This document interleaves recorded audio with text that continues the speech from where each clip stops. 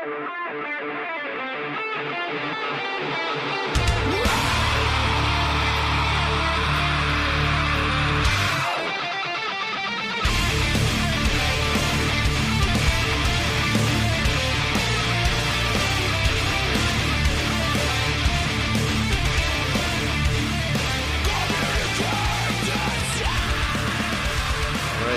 go. Today is Saturday, October 22nd, 2016, and this is episode 174 of the Defensive Security Podcast. My name is Jerry Bell, and joining me is, holy cow, it's Mr. Andrew Callett. You can't get rid of me that easy, can you? Nope, you're back. I'm like a bad penny. I just keep coming back. Sweet. Well, it's good to have you back. Thanks. But I hear Martin did a great job filling in for me last show. He did. So thank you to him. He's a good guy, and we really appreciate that. Yes and yes. And for those who don't know, I disappeared for a little while. I got married and had a honeymoon, and those are sort of time-consuming activities. Yeah, new wives tend to frown upon podcasting during the honeymoon. Or so I have been told. Amongst other things, she's actually standing right over my shoulder right now with a rolling pin. It's kind of awkward, but I guess this is what married life is now. Don't mess up. And how are you, sir? How's things on your end? Insanely busy. My rear end is the shape of an airplane seat right now. So yeah, you're never home, but you will be in New York next weekend for the O'Reilly Security Conference, as will I. That's right. And by the way, just to remind people, they actually have I think time's running kind of low, but they have a new program, which I mentioned last week, which is if you buy a ticket, you can get a buddy pass, right? So you can get a free buy one, get one free ticket, which is pretty cool. If I had friends, I would do that. Yeah, I invited a coworker, and so that's pretty awesome. Nice. The one last thing I want to say on that is you and I, Jerry and I, are hosting the Ignite panel Monday the 31st, actually Halloween night. That's right. Which is a fun kind of thing. We've already got a bunch of people lined up. And if you've never been to Ignite thing, it's kind of cool. The concept is you have 5 minutes, 20 slides, auto advance. And you can talk about almost anything you want, although pretty much all of our topics are security focused. But the concept is if you had 5 minutes to present on whatever you want, but you have to deal with the fact that slides advance every 15 seconds, it can get kind of crazy. So it's a fun sort of event. And, yep. I think hopefully folks will come out and have fun with us. So we're emceeing, as it were, that event, and then we'll be kicking around the conference for the hopefully the rest of the conference. I'm there Sunday through Wednesday. I'm not sure what your schedule is. We'll be there too. Excellent. It's going to be some great talks, it looks like. So yeah, I hope to see you there. If you're going to be there, look us up. And just a reminder that the thoughts and opinions we express on the show are ours and do not represent those of our employer. Past, present, or future. Right. So our first story, actually, I had to find sound effects for this story. And so here we go. Yes, that's right. We have the dirty cow. I'm hiding under my desk. What do I do? Duck and cover. So yes. Are the cybers attacking? What do I do? The cybers are attacking. Oh man. There's a new named Linux vulnerability, which is super serious. Mm-hmm. It's a privilege escalation. I mean, it has its own logo. And by the way, not only does it have its own logo and its own website, it has its own merchandise store. Nice. Where you can buy T-shirts and mugs, although they're all thousands of dollars. So, in bitcoins. Anyway, there's nothing spectacular. What is interesting about it, by the way, is that it's an 11-year-old bug. It was attempted to be patched about 11 years ago by Linus himself, and he apparently had to reverse the patch because it didn't.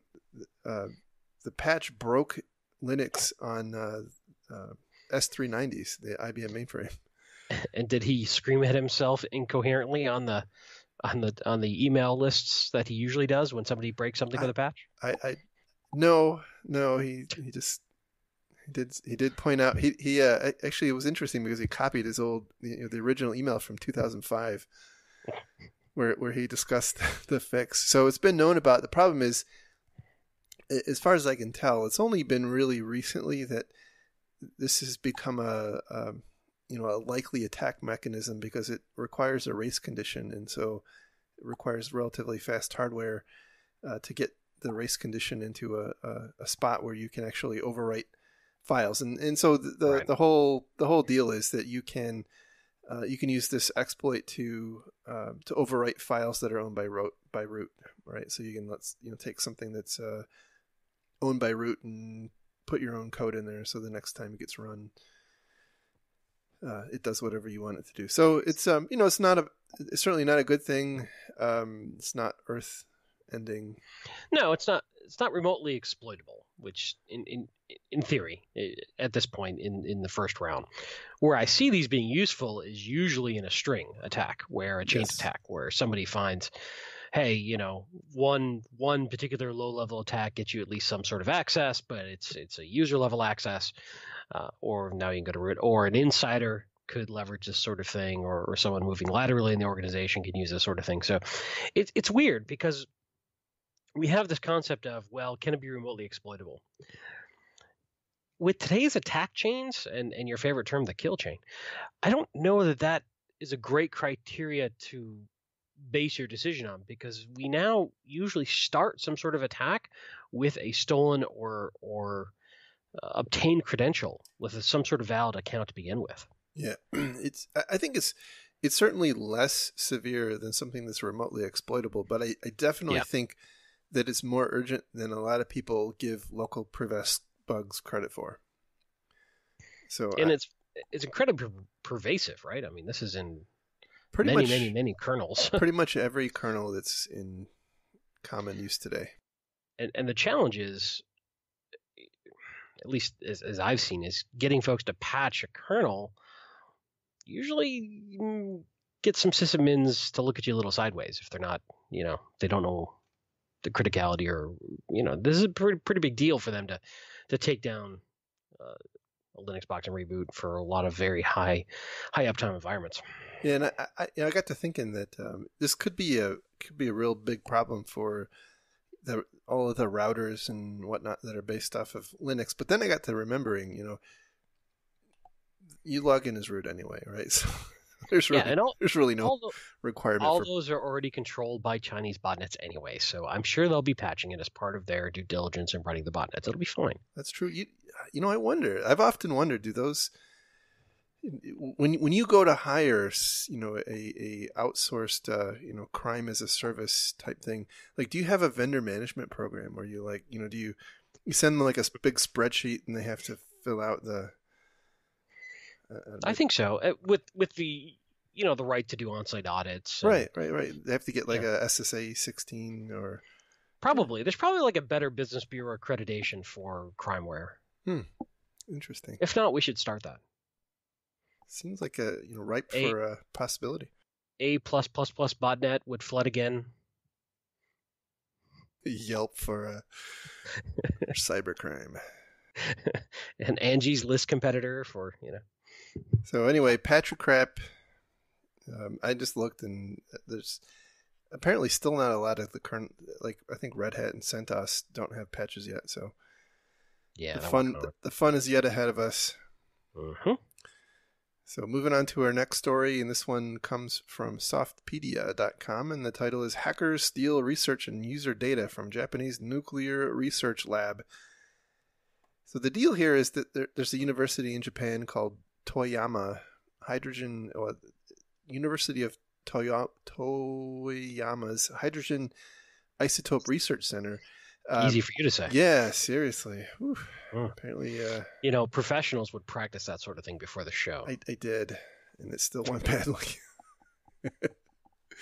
Still went horribly. So anyway, this, as you might gather from the name of this research center, they work on hydrogen isotopes, particularly tritium, which is one of the isotopes commonly used in fusion power generation, but also in nuclear bombs.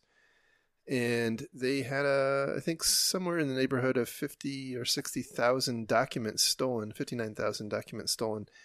And the thing that I wanted to mention here is that most likely it's not it's not some card forum group going after information on IAEA documents, which that was what was the term they were looking for when they stole documents. I'm guessing it wasn't some commodity type thing, so it's probably dare I say it, a nation state. I don't really know, but I know, right? But here's the deal, right? They got it through phishing attacks, and a very well thought out phishing attack. So the bad guys posed as students and sent emails with basically malicious Word documents with questions to the researchers. Right. And those documents had embedded malware. Yep. So I'm looking at that as, this is why we keep saying user awareness training is not sufficient. You could train your users all day long, and they're probably going to fall for something like that because it's so normal and expected behavior, and it feeds into everything that is expected about that position to be done. And so you've got to back up user awareness training with technical controls. You're never going to stop that sort of social engineering. Right. What's also interesting about this attack is they got a ton of personal information about the other researchers, which makes the next round of spear phishing even that much more targeted and successful. Right, because now they have kind of a social network, a mapping of a social network between these researchers. Right. So they know who knows who. The other thing that I thought was interesting, and you were kind of hinting at this, and I'm just going to go ahead and steal your thunder. One of the bits of information they got was about Fukushima, and which is the planet that had the big meltdown after the big earthquake and tsunami knocked off the generators and the backup generators, and bad stuff happened.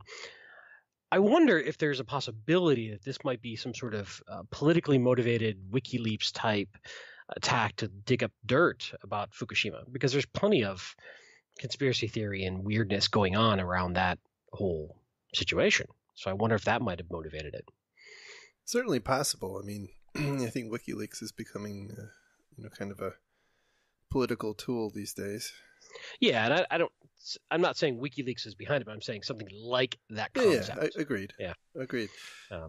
But I think the more interesting thing to me is that here's a relatively high profile group with a lot to lose, pretty obviously, assuming pretty sensitive information, and they're getting compromised with just plain old phishing. Yeah. Yep. And because it works. Right. And so 59,000 files that they know of. They don't know what the files were. They a lot of it was encrypted and sent out.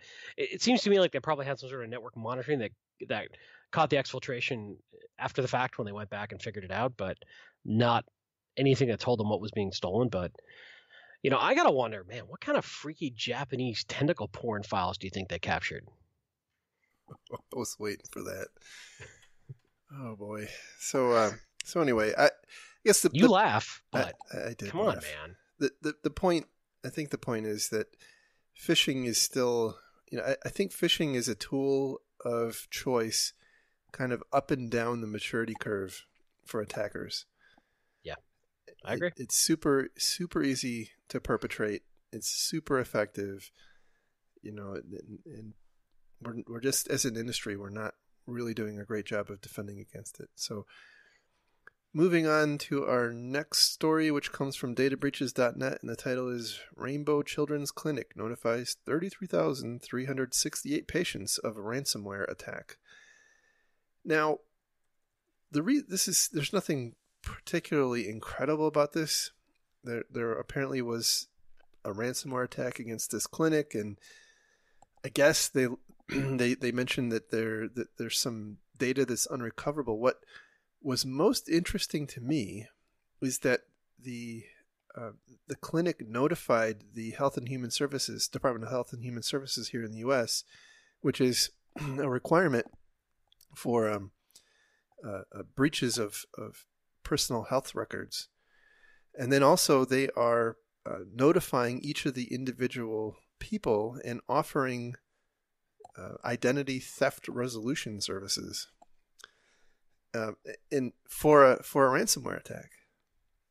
Yeah, it's interesting.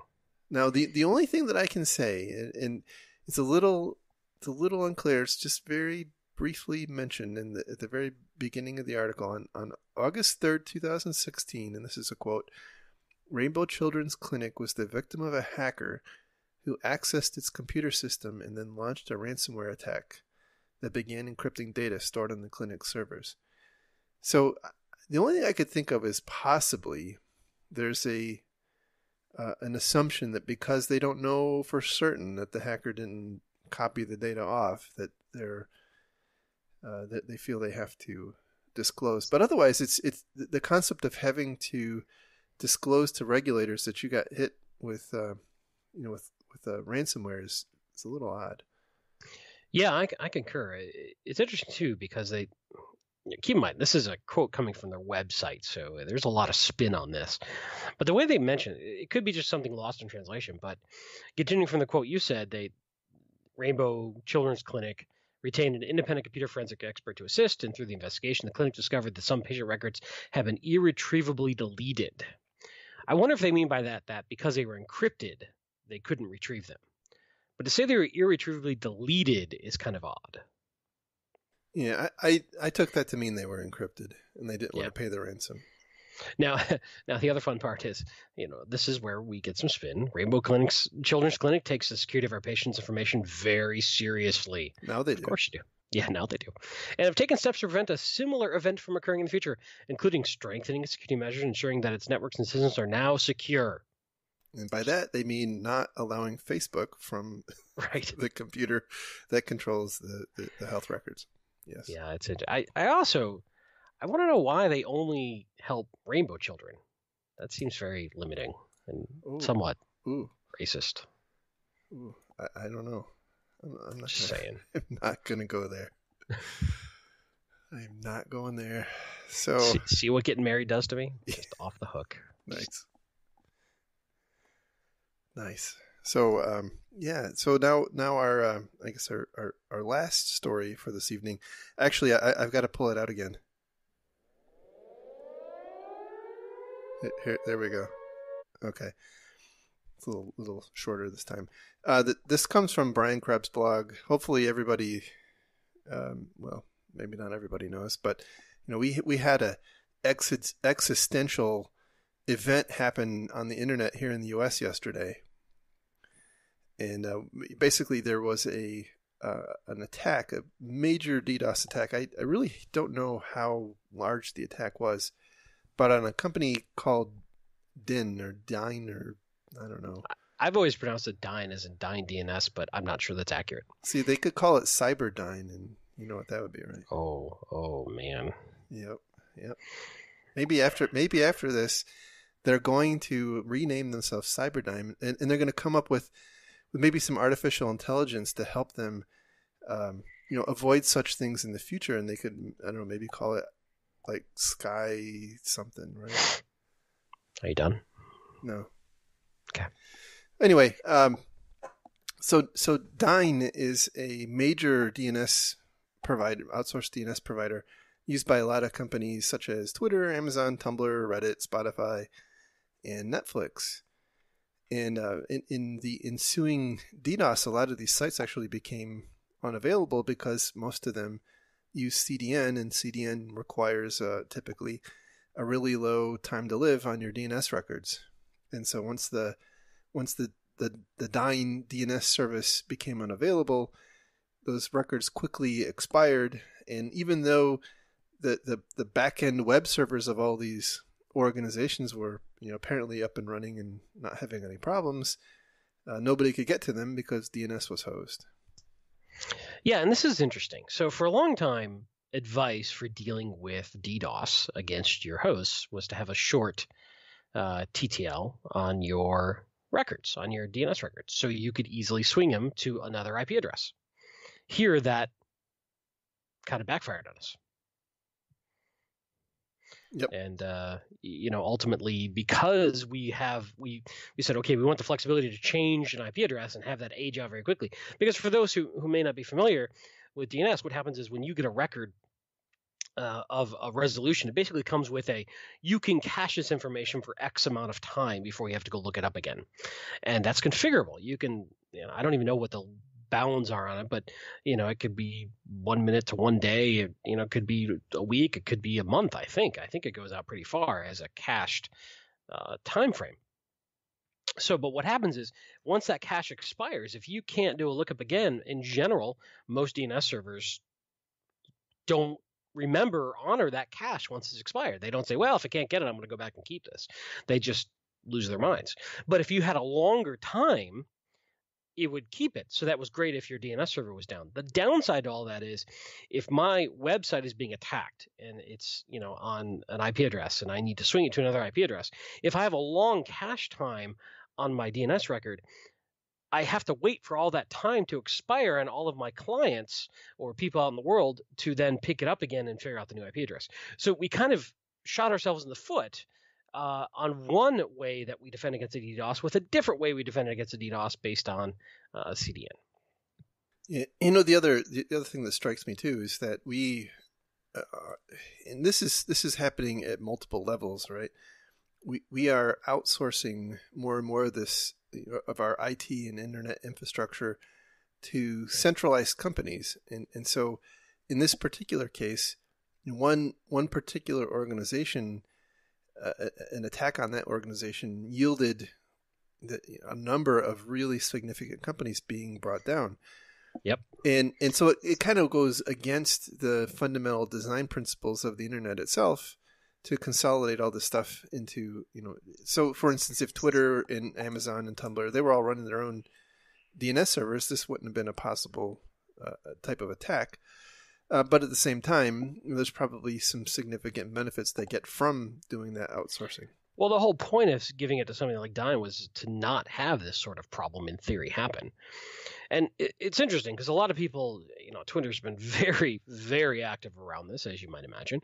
And a lot of smart people are talking about, well, why were so many organizations on one DNS provider? Isn't that a bad idea? Well, as you and I have both seen, when you start getting to a certain level in an organization, a certain size in the organization, one of the wonderful, wonderful techniques of executives to do to sort of figure out if they're doing the right thing is to say, hey, what is our competitor doing? Let's go do that too. Yeah, benchmarking. On things that are not core to the organization or not competitive differentiators. And so, it's this whole wisdom of crowd things turned on its head because we start then measuring our organizations against our competitors. I see this all the time in information security too. They ask consultants, hey, or they ask vendors of products, can you compare us against our vertical of people our size? How do we rank up? Because they want to make sure that, the concept in part is that they sort of can tap into what their competitors' thinking is and maybe shortcut some of their own design decisions, and also make sure they're not underspending with limited resources on a certain area. But here is the flip side. You get one really strong organization that becomes the de facto standard for this sort of thing for large organizations, and you really concentrate a lot of risk as a result. Now, that being said, I'm sure Dyn is not sitting there just taking this.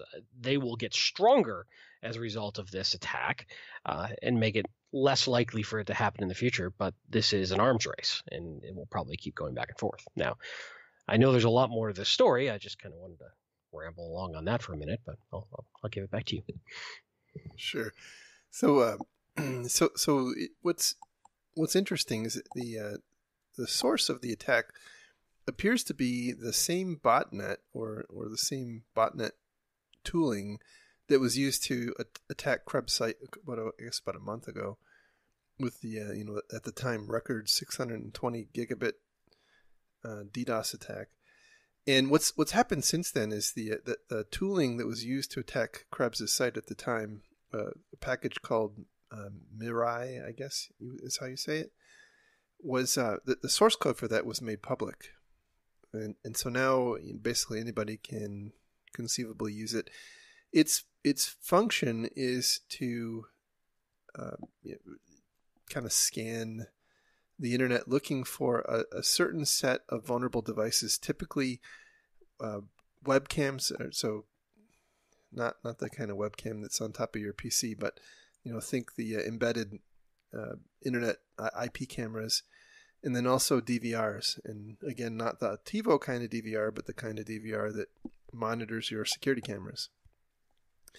And apparently, there are a lot of these devices from a couple of particular vendors that have,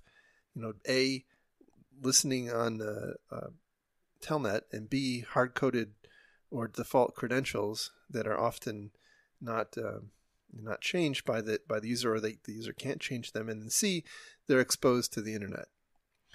And so this botnet basically is scanning the internet, and I see it on my server, by the way. I mean, I look at my logs, and I actually had to turn off some logging because I was getting so much scan traffic on port 23. It was really overwhelming. It's trying to propagate itself, and it gets a foothold on one of these devices, and now it becomes a bot in the army. And so I guess it was maybe a month or two ago, some assessments were done on I don't know if it was in this particular story or not, but I've read some other things that said that there were approximately 515,000 of these devices accessible from the internet. So a couple. So, yeah, just a couple. Which I find fascinating, because at least in the U.S., the vast majority of folks have some sort of NAT device at the edge. Yeah. It's just absolutely fascinating these have that many raw IPv4 addresses on them. Well, the only thing I can think of, and this is something I have been pondering too, the only thing I can think of is that it's done intentionally, right? Because the people who set this up in whatever context they're setting it up want to be able to access it remotely. So they're setting up some sort of static NAT or forwarding it from their edge device. I'm assuming. I mean, I don't know I don't know how else to explain it. I mean, otherwise, there's a whole lot of people that have figured out how to cable around their firewalls. I suppose. I don't know. I mean, it's on. But anyway, continue. So anyhow, this particular botnet was apparently the at least one of the sources, if not the only source of the attack that took down Dyn the other day. So now there, as you mentioned, there's lots and lots of hand wringing going on, and in particular because of the election coming up, there's I think Bruce Schneier actually made a comment that maybe this was a test, right? And I'm not there, and the reason I'm not there is that once you run a test like that, I mean, certainly this was effective, but now it's on people's radar, right? And so it's really not. Now maybe it happens under completely different circumstances. I don't know. But I would imagine that some percentage of the infected devices have since been cleaned. I mean, I'm sure there's still maybe way too many. Fundamentally, they have a default password you can't change.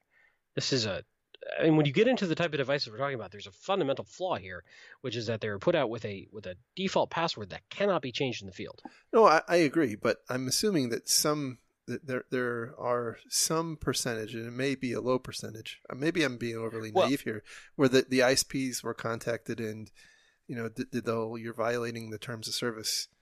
And took them offline? Yeah. Possibly. Yeah. I guess we'd have to see where the majority of these live, like what jurisdiction. And there was a map that came out earlier today doing an analysis of that, and it's pretty much evenly spread across the whole world. Interesting. Well, and now there's a lot of people talking about, these sorts of devices that can be used to attack other devices should just be immediately disconnected from the internet, and we should have the ability to do that. That gets into a really slippery slope in my mind.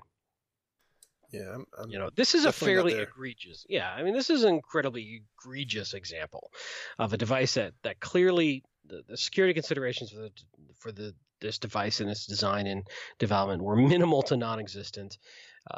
There's hard-coded default passwords that are well known and well published. It's a very inexpensive device from a Chinese manufacturer that's been on the market. But the problem I see with this sort of thought process is we could just as easily take that criteria of, well, it can be used to attack other devices, therefore they've lost the right to be on the internet. Well, we could have started saying that from the first time two different organizations got on the internet together. And any computing device could potentially be used to attack another computing device. Windows has critical vulnerabilities patched every month. Are you then going to say that Windows is no longer allowed on the internet? And Linux and Unix? It's a really slippery slope. And the problem is that as soon as you start saying this device is hostile and we have the right to knock it off, how quickly does that morph into this speech is hostile and we have the right to knock it off? Yeah, well, I think the fundamental premise is just wrong-headed because there's no uniform, so maybe we do that in the U.S., right? But that's let's say 20% of the devices, 80% are outside of the U.S. That's why the UN's taken over the internet. See? That's right. Yeah. So it'll be the UN's call then, I guess is what you're saying. Right. Absolutely. Got it. Yeah. Well, they just send letters, right? That's what I heard. With blue helmets. It's important to have the blue helmet. That's what I was told.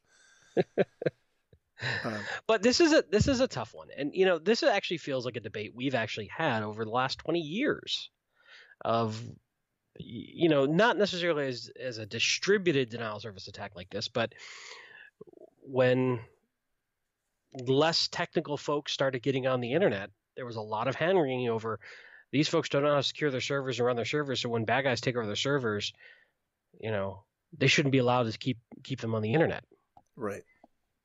And I'm not saying the situation hasn't changed appreciably when we start talking about 620 gigabits per second. That's pretty impressive. But it's still a really dangerous concept. Do we just ignore it? Of course not. Are we going to have to get better at defending our sites against these sorts of attacks? Yeah. But I really, really shy away from just building this concept of we have the right to knock things off the internet because we don't like what they're doing. Yeah, I guess the concept for me, and I don't know what the answer is, by the way, on yeah, I honestly don't either. This is a tough problem to solve. There just isn't an apparent good answer. I mean, the obvious answer is, well, the people who use it should do a better job, and the people who make it should do a better job. But neither of those seem likely to happen. So, and there's people talking around this concept of an underwriter's laboratory, which in the U.S. is, in essence, a nonprofit third party that tests electrical devices for safety, in essence. And for the most part, most of the electrical devices sold in the U.S. are underwriter laboratory approved, which gives the buying public a sense of safety with that device. So we need a cyber UL. Well, again, we're talking about so many different jurisdictions. And the internet does not respect one's country lines versus another. So even if we said, okay, every device sold in the U.S. had to go through the cyber UL, which established basic security capabilities and, non-firmware encoded default passwords and crap like that, that doesn't stop China or Bangladesh or South Korea or Japan or Russia or whomever from having devices that don't have that problem. That doesn't, we're tiny compared to the rest of the world. Yep. So I don't know. I don't have a good answer either, but it's a really, really tough problem. The one takeaway I have is I think organizations really need to re-examine their DDoS mitigation techniques. I think they're vastly undersized with the current. The size of DDoSes are increasing rapidly and dramatically. Well, I agree, and I think the other point I was going to say is that I think we also have to, as this attack points out, rethink, and maybe the conclusions aren't that different, right? But rethink the layout of our enterprise services, and so, for instance, is it acceptable to only rely on one DNS provider? And should you run your own, or should you use two, or what? There's, and same thing with cloud services, and I think this kind of opens up the aperture, maybe to things that we really hadn't thought of before. So what if, let's say you host your stuff on Amazon, AWS. What if the attack is against Amazon's, somehow, some way? I don't entirely know how it would happen as I sit here, but against their underlying infrastructure. And so that has an opportunity to hurt you, but you're just a bystander, right? You weren't the focus of the attack. But you're caught up in the the backsplash. Right. Yeah, it's an interesting challenge, especially as we shift towards the cloud. I think this is going to happen more and more prevalently. We've only got 3 really big cloud providers in the U.S. Yeah. So I think I would really like to see some hardcore deconstruction of this attack and what the failure was for Dine's infrastructure. What was the bottleneck? What gave in? And see if there's some design takeaways that we can learn from to be more resilient against this type of attack otherwise. Yeah, and I do think you mentioned we have to collectively rethink our DDoS mitigation strategy with with our providers, because the attack sizes are getting to be so much larger. The problem is we're artificially constrained by the capacity of our upstream providers, and I'm not even sure that most of our upstream providers can handle a 620 gigabit attack. Even so yes, we can go to our provider and say we need a bigger DDoS mitigation service, but I think there's a practical limitation of how much they can give. Right. It's a tough problem. DDoS is a really tough problem to solve, and I think a lot of marketing glosses over this. And the problem is, how do you know it works until it happens, right? And it doesn't work. It's a really, really tough problem to solve. And I think very few organizations actually test the service with a true DDoS attack against themselves. Yeah, and this is certainly on the larger side. It's certainly difficult to test in the higher higher bandwidths. I do think that in general, I don't have any data to back this up, but I strongly suspect that DDoSes follow kind of a power law distribution where you have a whole bunch of really small ones, and then you have less that are medium, and then you have a few of these really, really large ones. But I think what we're seeing is that scale is kind of sliding up, where you're the size of the ones at the floor are going up, and the size of the ones at the top are going up. Everything's kind of moving up, and a lot of this is because there's more and more devices that are being found that can participate, and then also the amount of bandwidth that each of these devices are connected to is continuing to increase. And so those are I think the two factors that are happening independent, and the whole system isn't being kept in lockstep. No, and I think the amount of devices being added to the internet is far exceeding our ability to learn how to secure them.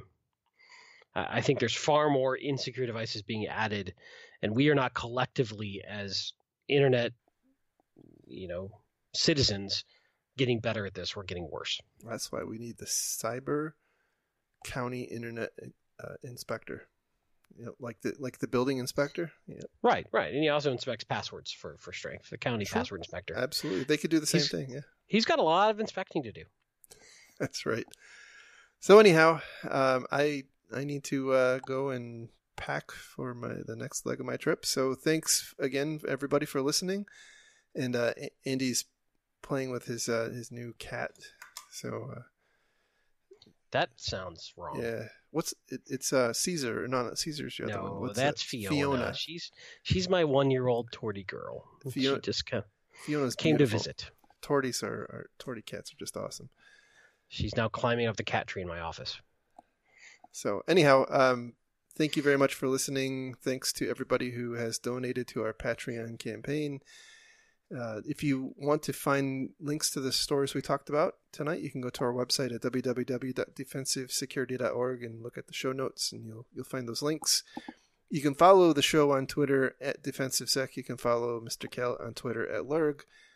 You can follow me on Twitter at MaliciousLink. And with that, we'll talk again.